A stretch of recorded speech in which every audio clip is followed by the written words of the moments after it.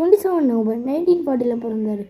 அவர் அடித்தா 6 இன்ச்சு தூரம் போகணுவாங்க, நம்பவே இல்லை. ஆனால் இந்த வீடியோ பார்த்தோன்னா நம்பினேன். பாருங்கள், ஒரே குத்தில் எவ்வளோ தூரம் போயிருக்காரு. ஆனால் ஜூலை 20, 1973 இறந்துட்டார். எப்படி? எல்லோரும் நிறையா கதை சொன்னாங்க. ஆனால் அவரோட ரைஸ், அதாவது சாப்பாட்டில் விஷத்தை வச்சு கொண்டுட்டாங்க. ப்ரூஸ் லீ கராத்தே, குன்ஃபு எல்லாத்தையும் கற்று வச்சு யார் வந்தாலும் அடித்து தூக்கிடுவாங்க.